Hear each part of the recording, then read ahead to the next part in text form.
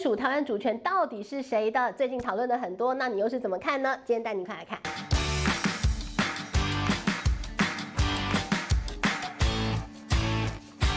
嗨，大家好，我是志玉，今天想跟大家来聊聊一个有点严肃、有点沉重，但是我想要跟大家用另外一个角度来聊的问题，那就是台湾的归属问题。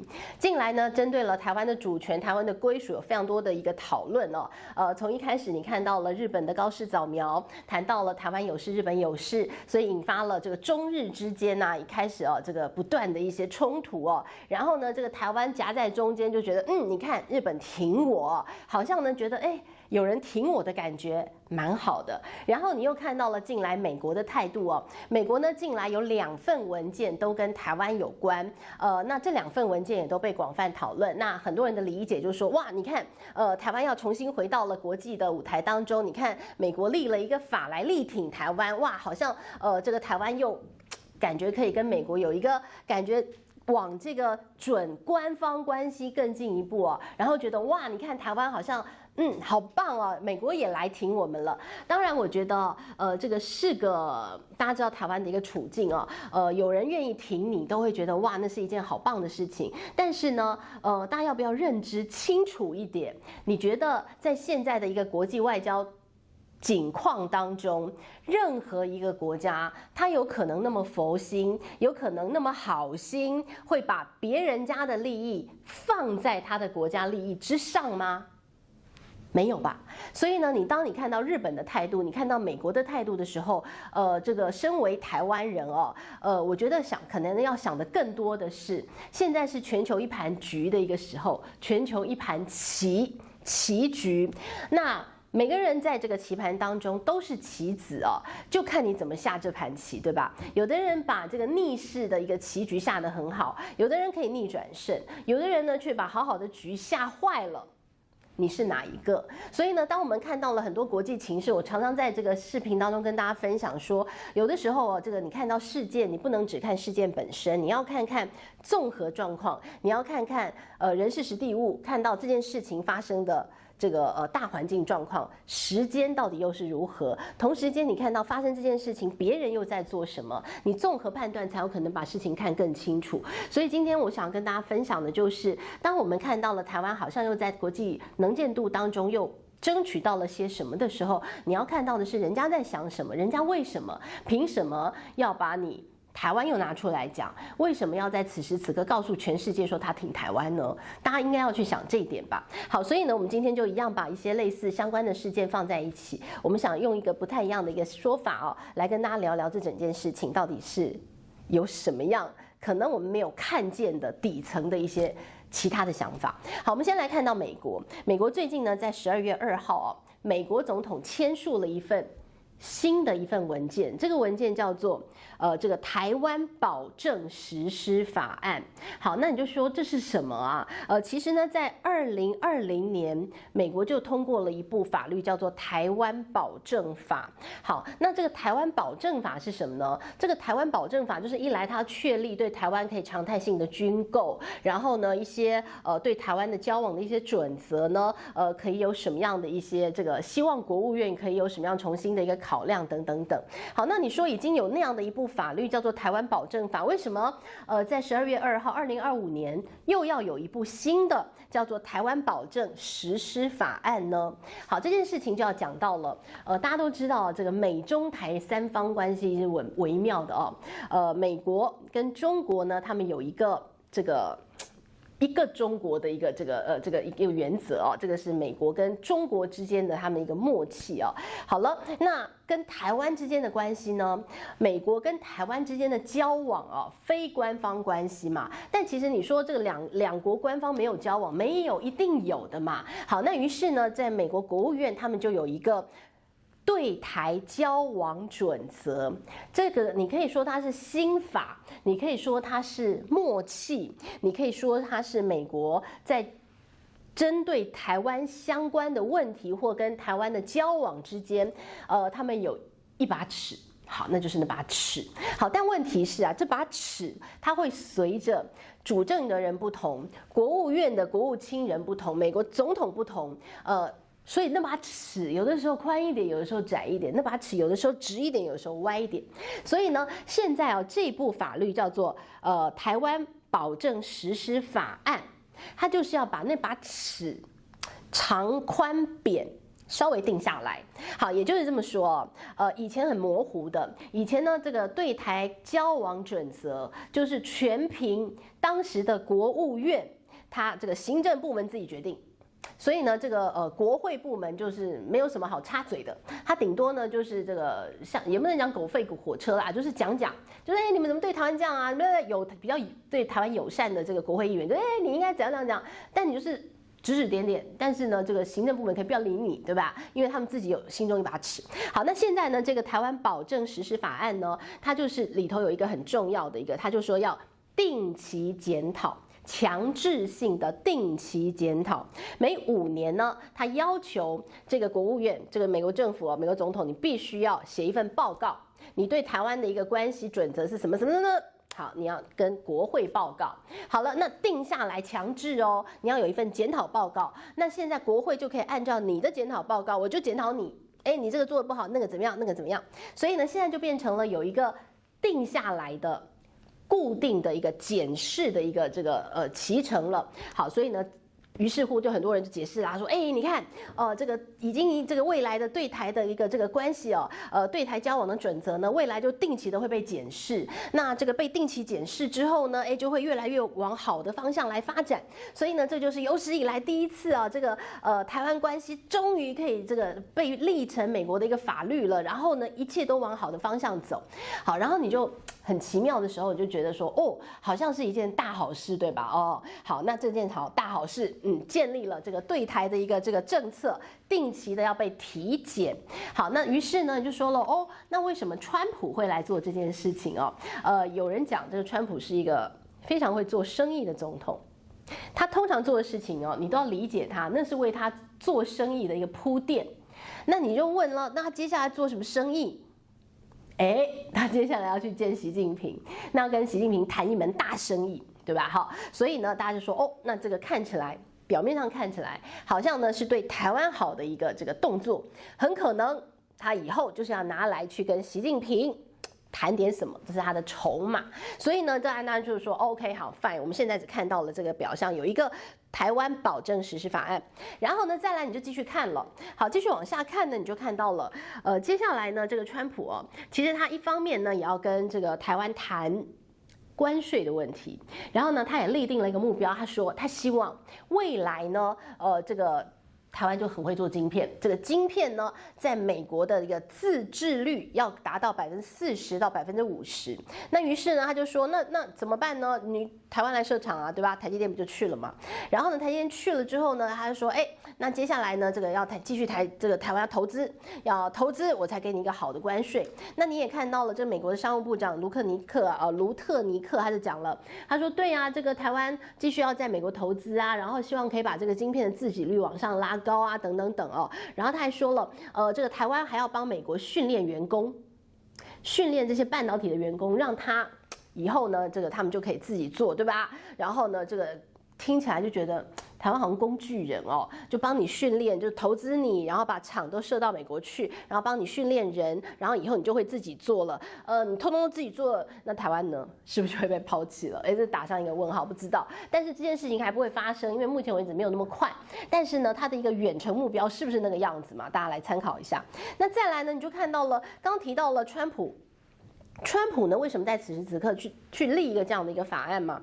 然后呢，这个川普进来呢，他又不断的讲说，你看这个我8个月就搞定了，这个8大这个合约，你看我要解决很多事情，我要解决这个俄乌之间的冲突，然后呢，这个你看他这个写出来的这个要俄乌之间谈和的那个这个和平计划呢，你就说完全就是出卖乌克兰啊，完全就是感觉好像就是独厚俄罗斯啊，因为在川普的心中，他现在要做生意的，那他看来看去呢，他帮这个乌克兰帮了那么久当然这个前期是这个看到的前一位美国总统帮的嘛，那他现在接手了，他就觉得不能光帮他生意人啊，我哪有白白帮人家的份，对不对？我又不是开庙的，对不对？我这个开门做生意，对不对？我这个国家，我要经营我的国家的。于是呢，他看上的是乌克兰的矿产资源。那于是呢，他这个一盘棋摊开来，发现我跟俄罗斯还是要有些地方要合作的，还要跟俄罗斯合作开发北极的一些相关的利益嘛。所以呢，看来看去，他觉得乌克兰跟俄罗斯。乌克兰跟俄罗斯，乌克兰花我这么多钱，我资助你那么久，打也打不赢。那看来看去，你好像只有一些天然资源，好像还算入得了我的眼，那我就要这个。俄罗斯，哎呦。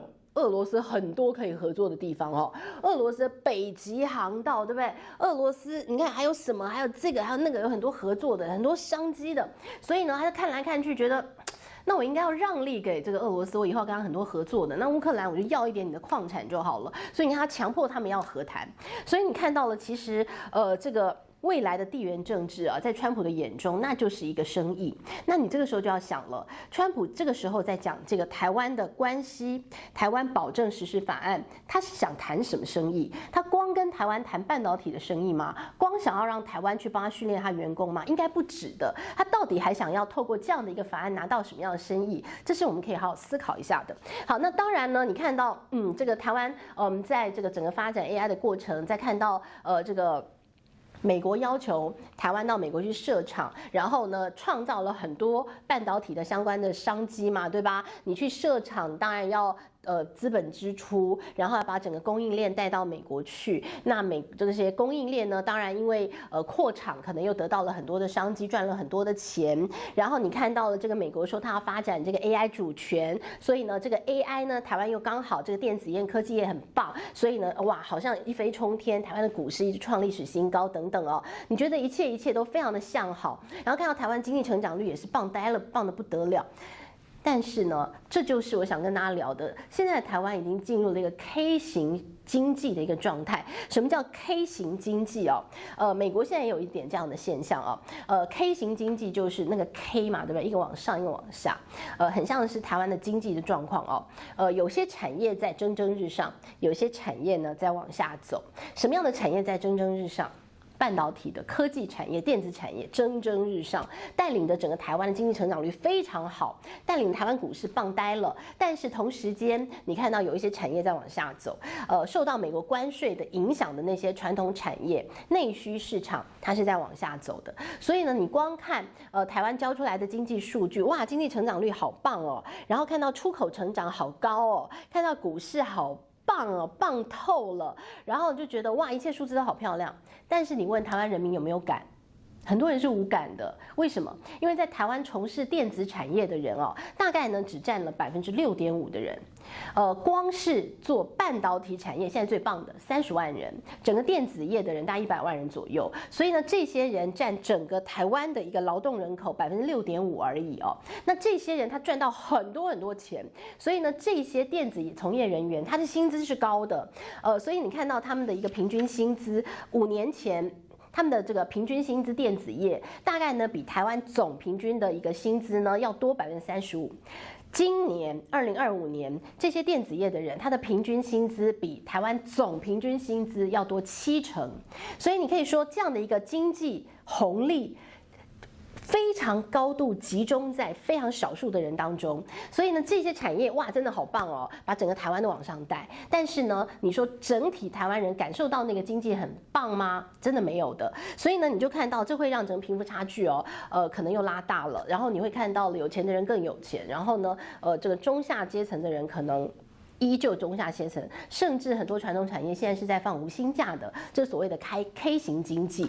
所以呢，你看，当美国希望要做他们自己的一个半导体产业，在做他们自己的 AI 主权的时候，台湾的状况是 K 型化了，很多产业很好，但也有一些开始要往下走，所以大家人民的感受呢是非常有落差的哦。但我们今天要讲的是，其实在这整个台湾的一个这个归属争议当中，我们要讲的是美国。美国呢，其实才是那个背后最大的赢武者。在整体事件当中，但是呢，台湾真的没有在美国心里那么重要。为什么？我们要带您看到的是，美国最近他在这个深夜里突然间，这个上了一个，我们来看几号啊？在这个12月5号的时候啊，美国呢突然间就在它的网站当中啊，然后公布了一份叫做2025年的美国国家安全战略。国家安全战略，好，那这份战略呢，也被大家拿出来，这个很认真的解读，说，哎，你看里面又是写到台湾，写的赶快找到台湾那一栏，然后就说，哇，你看他又这个对台湾很好，因为呢，他怎么写哦？他写说，怎么写的哈？来念给大家听哦。他写到台湾的部分，他是这样说的哦，他说他不支持任何片面改变台海现状，然后呢，他也讲说，他绝对这个会阻止任何企图要夺取台湾的企图。好，所以呢，你就看到了，然后大家就去找到那一段，然后你就说，你看，这个也把台湾写上来，对不对？然后呢，特别是在这一次的2025的这个美国的国家安全战略当中，没有提到一中原则了。那于是呢，他就说，哎，你看这个美国他的态度也转弯了，对不对？比较挺台湾了。但是呢，我又要在这个地方又要泼冷水，要告诉大家说，其实呢，这一次的2025的国家安全战略，其实大家真的应该从头到尾认真看哦。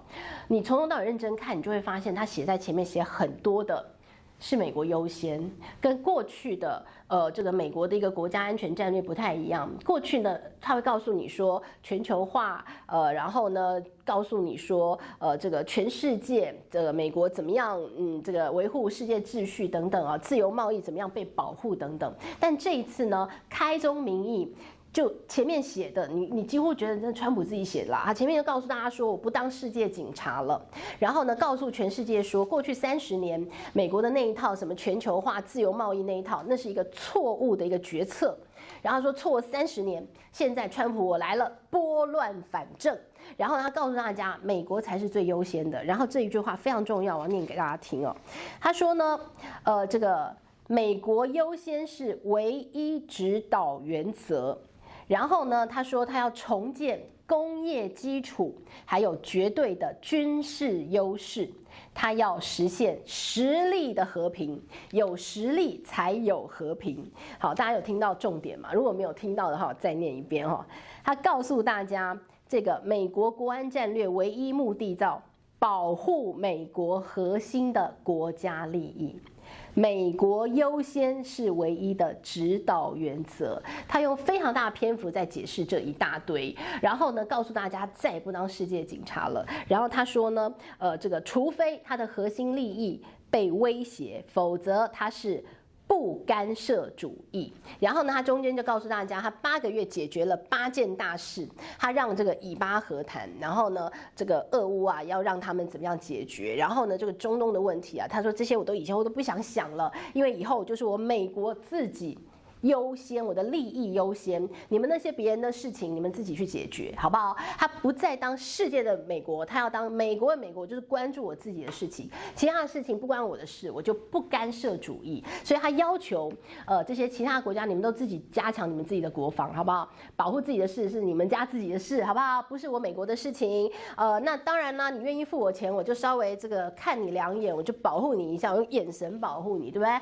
好，那之类的。所以呢，为什么跟大家念这2句话是要告诉大家的是，在这一份2025年国家安全战略，当大家都在放大解读台湾的部分的时候，在放大解读说那个一中原则被拿掉的时候，大家要不要回头看看这整份文件，它最重要的是什么？是它美国的优先。所以呢，在它美国的核心利益被保护的状况底下，别人家的事他不想多管的，除非你又踩到他的利益。好，那当然你可能会讲说，你看我们台湾现在还很有利益，还很有这个筹码，因为我们的半导体很重要啊。没错，但是呢，刚开始我们告诉大家，他要求台湾很多的半导体到美国去设厂，它就是在分散这样的风险。当然，此时此刻，或者是你可预见的未来10年、20年内，很可能我们台湾都还重要。但是呢，如果这样的一个立场是美国接下来长久立场的话，或许我们总有一天我们的优势会慢慢的一个散去。当然，今天不是要这个告诉大家说，哎呦，我们台湾有多危险，并不是的，